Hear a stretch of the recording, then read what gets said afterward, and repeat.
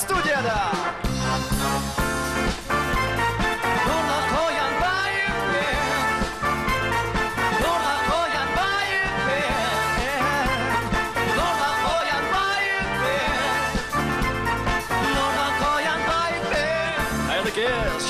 Мен мырзалар, кешіміздің жүргізушісі Нұрлан Қоянбаев.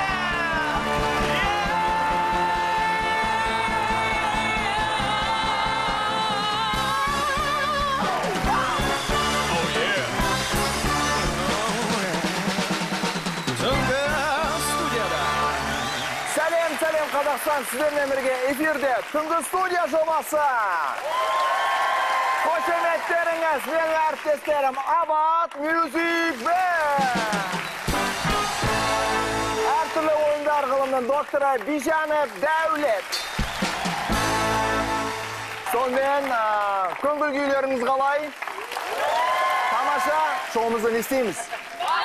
Кеттік!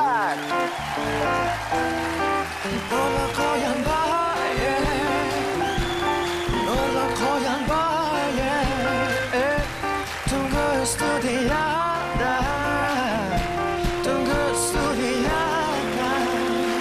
Рахмет, Абат Music Band. Дәулет, бүгінгі бағдарламаға дайынсың ба? Жоқ, дайын емеспін. Неге? Мен дайын. Дәулет Бижанов дайын екен. Келме.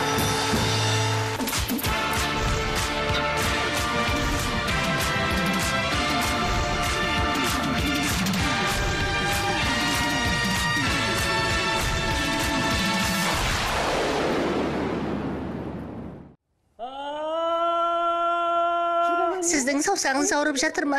Ауырмас үшін не істеу керек екенін білесіз бе? Не істеу керек? Сіз білмейсіз бе? Жоқ. Біздің көңіліміз жоқ кезде ауырып тұрғанда не істейміз? Білмеймін. Біз билеп ән айтамыз ғой. Дұрыс. Табылған ой. Не деген ақыл. Рас айтасың. Иә. Шынымен де солай істейміз ғой.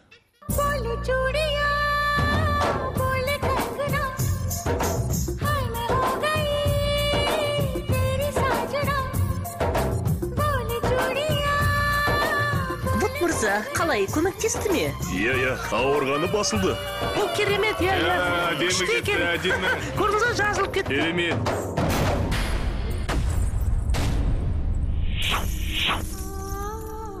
Әріптестер, Мынау не тағы? мен абақтыдан қашып шықтым.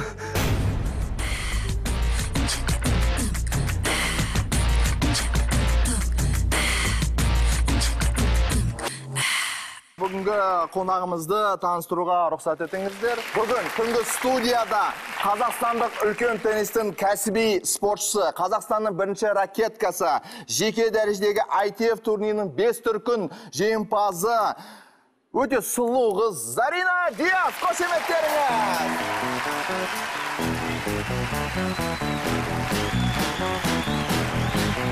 Pretty woman, walking down the street, pretty woman, kinda like to me, pretty woman. I don't believe you, you're not the truth, no other look as good as you, pretty woman.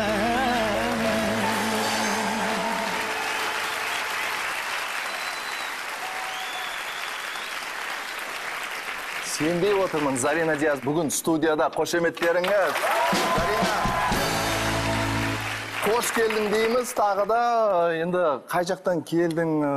Өзі Сингапурдан, Гуанчжоудан, Дубайдан студиямызға қай жақтан келдің? Мүмкін аэропорттан? Бүгін мен Алматыдан ұшып келдім. Негізі Дохада турнирде болғам. Сол қаладан ұшып келдім. Жарыс қалай болды Доха қаласында? Өте суық қала дейді ғой. Да, там, кстати, было очень холодно, и я прошла... Айтпақшы, ол қала өте суық. Бір айналым жасадым. Әлемнің 10 шақты ракеткаларымен ойнадым. Енді Зарина бүгін түнгі студияға қош келдің дейміз. Енді осы үлкен жарыстардың ортасында уақыт тауып бізге келгеніне көп-көп рахмет. Алғысымыз шексіз, қошеметтеріңіз. Зарина, енді Үнемі жаттығу, үнемі үлкен жарыстар, енді өзіңді еркін сезіну үшін біз студиямызды дайындап қойдық. Жағдай жасап қойдық. Жағдай жасап, осында кішігірім корт жасап қойдық. Байқадың ба? Рахмет. Өзімді жаңа теннистегідей сезім деген ғой. Жаңа қыздар тұрғызып қою керек дейді. Иә. Сосын қазір доп алып келіп тұратын балалар да бар, дайын. Допта беріп тұратын балалардың аты қандай еді? Болбой. Балабой? Болбой. Болбой. Болбойлар да бізде бар. Сонымен, құрметті достар, бағдарламамызды бастаймыз. Зарина, енді өзің осы үлкен жарыстардан бастасақ, әңгімемізді Доха қаласында үлкен жарыс болды. Келесі жарыстар қай жақта болады, қандай жарыстарға дайындалып жатсың?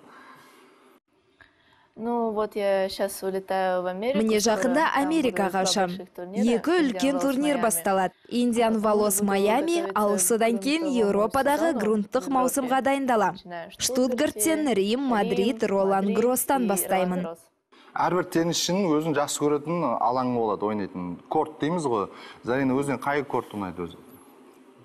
Шөптен жасалған ба, жоқ, Мое топырақ? любимое покрытие травяное. Менің жақсы көретін алаңым шөптегі корт және хард бетон.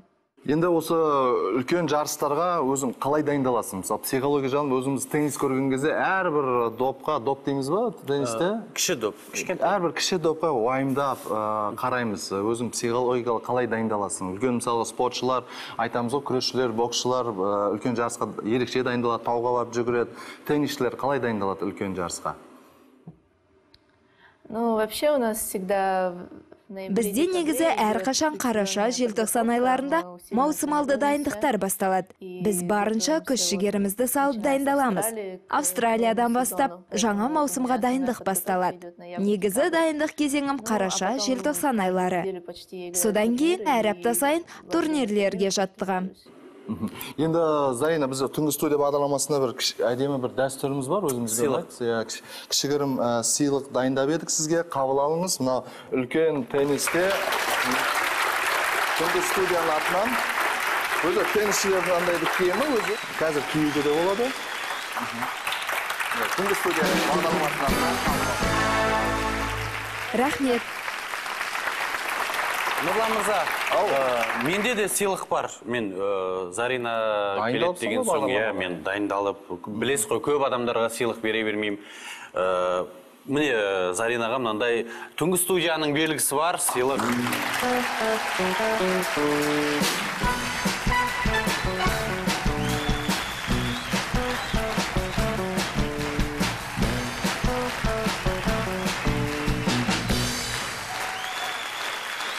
Енді бізде Зарина бағдарламамызда керемет айдар бар.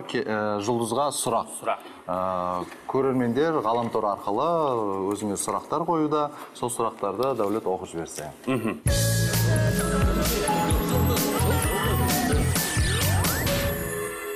822 сұрақ келді сізге. Соның біз іріктеп 800-ін алдық. Соның бір 5-еуін оқиық. Келістік қой? Бірінші сұрақ. The Alish Instagram қолданушысы қойған. Зарина дейді. Ау, Зарина, менің үйімде бір кілем бар. 10 жылдан бері оны үйден шығармадым. Мүмкін уақыт болса, демалыс күндері қолың бос болып жатса, ракеткаңды алып, кілем қағып беруге көмектессең. Қазақстандағы бірінші ракетка кілемді жақсы қағатын шығар енді. Қалай ойлайсың? Жоқ, мен ешқашан қағып көрген емеспін. Қалай қағатынын көргенім бар. Ол қымбат тұратын шығар, бірақ кілем бар. Келсеміз ғой. Рахмет жауабым. Қана сұрақтар бар ма? Айта өңіз, бірден айта. Менде бар сұрақ бар. Менде де бір сұрақтар бар. Зарина, осы барлық спортшылардың өзінің ырымдары болады, мысалға спорт алаңға шығардың алдында бір нәрсеге сенеді, теннисшілер. Өзің, Зарина, үлкен ойын алдында не істейсің, мысалға, қандай ырымдары бар, неге сенесің? Ну, я стараюсь... Мен дәстүрді де, ырымдарды да сақтамауға тырысам. Не соблюдаю их особо. Оған мән бермейсің, иә? Да, потому что, вдруг я это не сделаю, потом... Я, бәлкім мен оны жасай алмай қаламын. Жасай алмағанынан жеңіліп қаламын деп ойлауым мүмкін. Теннисисты, они очень суеверные, там... Мен білетін ырымға сенетін көп теннисшілер, спортшылар бар. Теннисші ер адамдар турнир бойы қырынбайды. Немесе дәл томға шөлмек қояды. У него свой порядок какой-то. Оның бір тәртібі бар. Бір киімде жүреді, бір түсті киімде ойнайды. Әрине киімдерді жуады ғой, немесе ауыстыратын киімдері көп. Сенде де болатын шығар, мысалы бір үлкен жарыстың алдында міндетті түрде осы талдың жанынан, ағаштың жанынан өтуім керек деген. Ауылда болатын еді ғой баяғыда, екі ағаштың ортасынан өтіп кетсең, бойың өспей қалады. Айналып өтесің, айналсаң. Теннис туралы айтып жатырсың.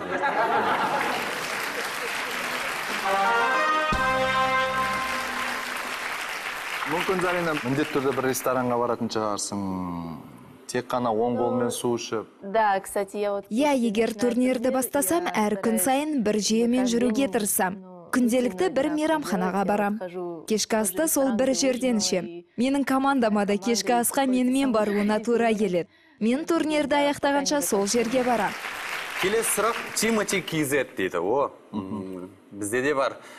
Зарина, айтыңызшы, көптеген теннисшілер ойын кезінде белгісіз бір сусындарды ішеді дейді. Сол қандай сусын, дәмі қандай дейді? Gatorade спорттық сусындар. Әркім әртүрлісін алады. Оған тыйым салынбай ма? Сұрап жатқанда дәмді ма дейді. Gatorade, Powerade сусындарын дүкендерден сатып алуға болады. Дүкенде бар екен. Сіз қандай сусын ішкен жақсы көресіз? Ойын кезінде тәтті, немесе газсыз, газбен? Ну, воду и... Мен су ішем, сосын әртүрлі спорттық сусындарды ішем. Тамақ жемейсіз бе? Мысалға Мария Шарапова мен үшін шоколад па бірнәрсе ашып жейді, жоқ? Ну, я банан ем. Ойнағанда банан жеймін. Қауын жеуге болмайды ғой? Қандай манталып алып, айранға батырып қойып нанда. Жоқ, мамам беріп жерді деп, манты жеп. Жоқ, жеп көрген емеспін. Әзір ғой. Соңғы сұрақ бар бұл. Осы не туралы айтатымыз, сусын деп жатырмыз. Кейбіреулер жаңа сіз банан жейсіз, Мария Шарапова шоколад жейді екен. Сізді қызықтырған бір теннисші болды ма? Басқа бірсе жеп отырған? Білмеймін енді. Лагман жеп отырған сияқты. Сондай теннисшілер болды ма? Ну вот, недавно Серена Вильямс играла, она попросила... Жақында Серена Вильямс ойнады. Матчта кофе сұратты. Бұл ерекше болды. Өйткені теннис ойнағанда матчта ешкім кофе ішпейді. Фан-клуб Әбдіжаппар дейді. Сіз әлемге танымал актриса Камерон Диаспен туысқандық қатынастарыңыз жоқ па дейді? Нет, ну мы не похожи. Жоқ, біз ұқсамаймыз. Жоқ, бір... Фамилиясы ұқсап тұр деген, Камерон Диас, Зарина Диас. Жоқ, алайда оның тегі басқаша жазылады. Диаз деп жазылады. Ал менің тегімде Диас деп жазылады. Это Абджапар говорит.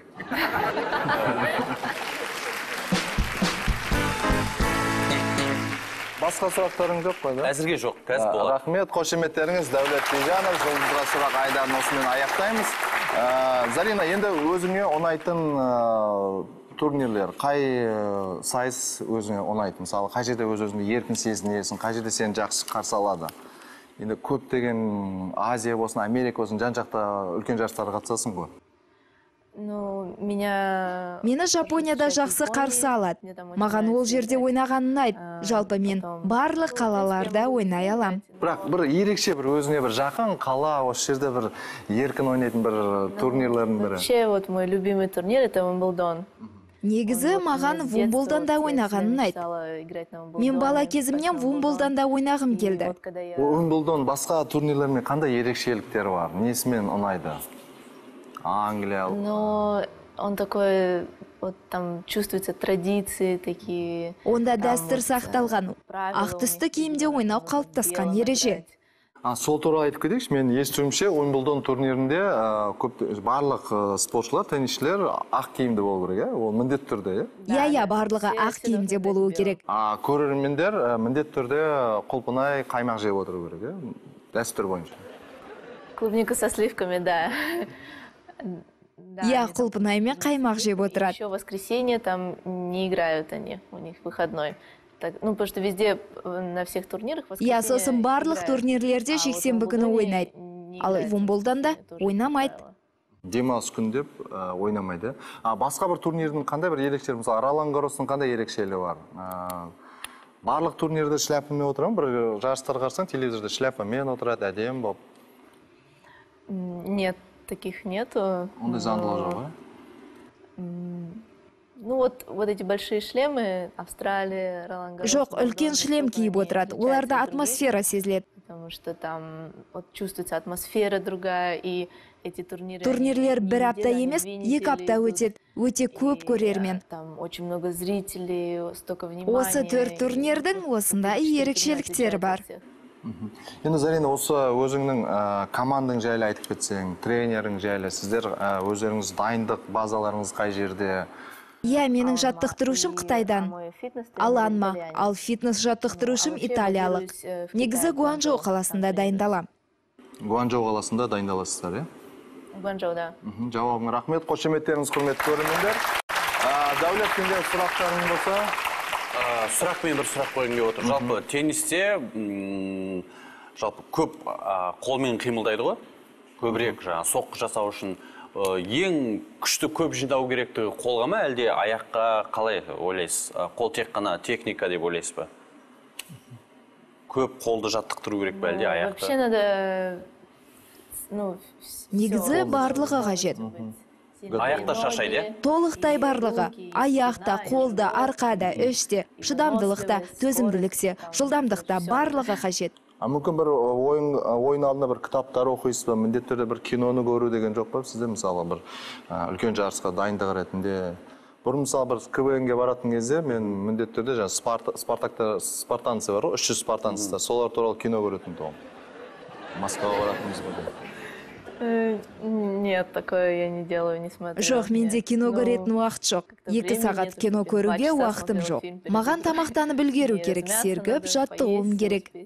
Жоқ, мен де 2 сағат көрмеймін, тез көремін. Тез айналдырып көріп тастайын. Зарина, өзі мысалы барлық спортшылар қуанады ғой, жетістікке жеткен кезде, мысалы футболшылар секіреді, әйеліне арнайды, допты, кішкентай баласына арнайды, допты. Былай жасайды. Былай жасайды, мысалы футболшылар. Былай жасайды, көп. Мысалы теннисшілер өздері қалай қуанады? Зарина Диас қалай қуанады допты салған кезде? Ракетканы жерге ұрып. Иә, мен кортта өте сезімталмын. Жеңгенде бұлай көрсетемін. Сезімталдығымды сездіремін. Жеңілгенде де білдіремін. Жеңіліп қалғанда да ызаланып, ашуланғанымды көрсетемін. Жақында ямайыншар, жеңіліп қалған кезде. Судьямен ұрсасыз ба? Кейде судьялар қателеседі ғой? Ну, бывает иногда спорят, да. Ну, конечно, судьи тоже они иногда... Иә, кей кездері ұрысып, керісіп, дауласатын кездерім болады. Но сложно иногда, потому что важно... Кейде төрешілер доп жылдамдықпен ұшқанда үлгермей байқамай қалады. Маңызды ұпай кезінде қиын кездер болады. Сол сәттерде ашуланатын кез болады. Судьяға бір қазақша сөз айтқан кез болды ма, мысалы? Сөйлесіп атсын, ағылшынша сөйлесіне, қойш. Түсінбейді, е? Мен де ақымақ соған түсінбейді. Нет, такого Жоқ, ондай кездер болмады. Мен үнемі ағылшын тілінде сөйлеймін. Рахмет, қошеметтеріңіз. Зарина, енді бізде түнгі студия бағдарламасында керемет айдарымыз бар. Келген қонақтармен біз ойын ойнаймыз. Теннис. Біраз әңгімелестік, кішкене көңілімізді көтеріп, бойымызды босатып, кішкене ойынға шықсақ. Зарина, қарсы болмасаң, біз ойынға көшейік. Әртүрлі ойындар ғылымының докторы Бейжанов Дәулет ойын шартын түсіндіреді. Ортаға шақ.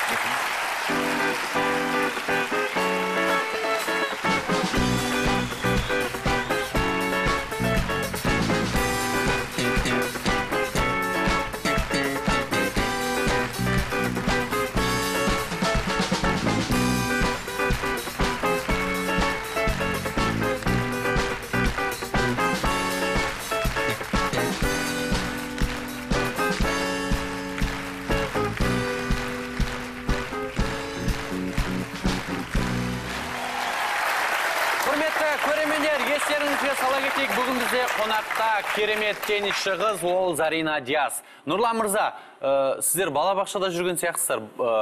Бері қараңыздар, кішкене ойын шартын түсіндіре кетейін. Енді оңдылдың сияқты ғой, бізде де дәстүр бар, міндеттер ойын басында былай бастауымыз керек. Мысалы, дзюдода сөйтіп басталады ғой. Теннисте осылай бастағыларыңыз келіп тұр, е? Тамаша. Сіздерге ойын шартын түсіндіре кетейін. Мына жерде ыдыстар тұр, өздеріңіз көріп тұрсыздар. Сіздерге зор мүмкіндік беріледі 7-7 соққыдан. Мен допты лақтырамын ана бетте тұрып. Сіздер сол беттен мына доп ыдыстарды құлатуларыңыз керек. Бірінші болып әрине кім бастайды? Зарина бастайтын шығар. Зарина бәрін құлат қойса сізге түк қалмай қалады. Сондықтан сіз бастап көресіз, сізді Зарина ақырын бақылап, сосын барып бастаса. Қалай ойлайсыздар? Жарайды. Заринадан мен түк қалады дегенге сеніп тұрған жоқпын, ештеңе қалмайтын сияқты мына жерде. Келістік қой? Келістік. Әрбір құлаған ыдыс бір ұпай болып есептеледі. Сонымен қошеметтеп қояйық. Ойын шарты өзгертейік, кезек-кезек ойнасақ. Кезек-кезек.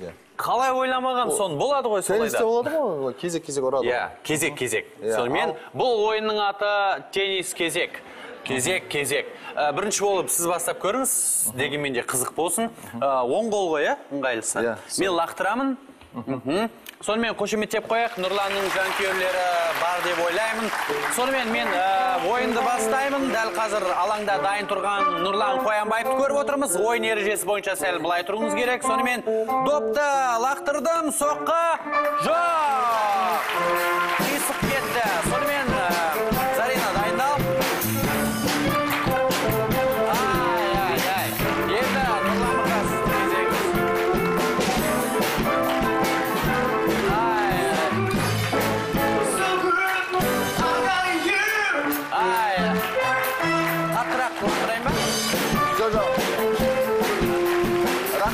Рахмет, біз ойын шартын түсіндік ал, ортасына өткізу керек па? Жоқ, құлату керек.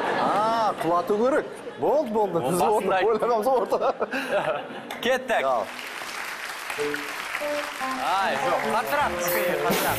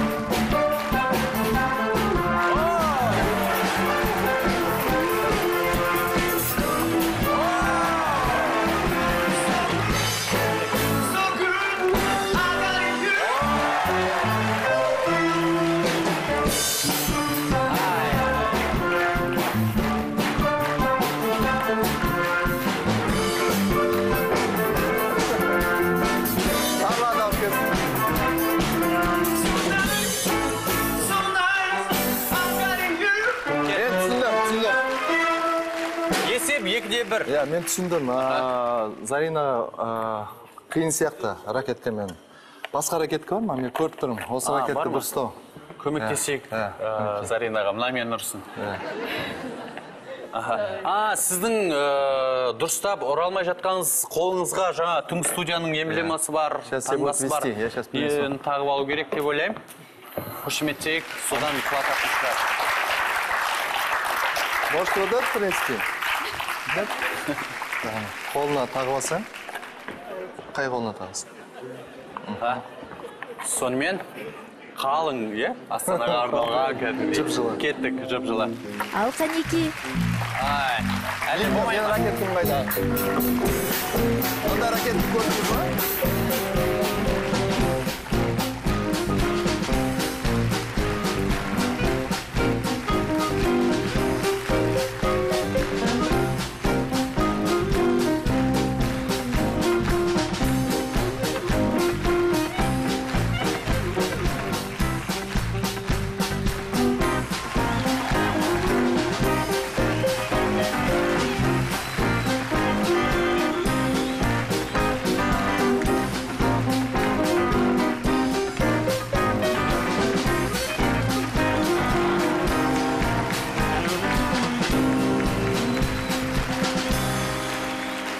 Бүгін бізде нағыз сенсация осындай керемет бұл ойынның атын өзгерту керек сияқты бүгін басқаша. Енді сіз Заринаны теннистен ұтып кеттім десеңіз, ешкім сенбейді ғой, шетелдіктер күледі ғой. Деп. Сондықтан біз... Мен ютубтан көрсетім ғой, міне Зарина Диасты мен ұттым. Бүгін сенсация болды. Нұрлан Қоянбаев Зарина Диасты теннистен жеңді. Өйткені мен бұл ойынға дайындалдым ғой. Зарина келеді дегеннен мен күні бойы осымен ойнады осы ойында. Мен көрсеткен жоқпын ғой, қазір көріп тұрсыз. Мен сездім осымен осындай ойын шығарады. Біз бірге жұмыс істейміз ғой. Сонымен ойын аяқталды.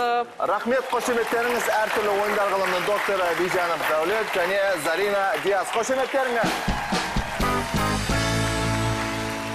Құрметті көрермендер, түнгі студия бағдарламасының қонағы WTA турнирінің болашақ чемпионы Зарина Диас. Қошеметтеріңіз.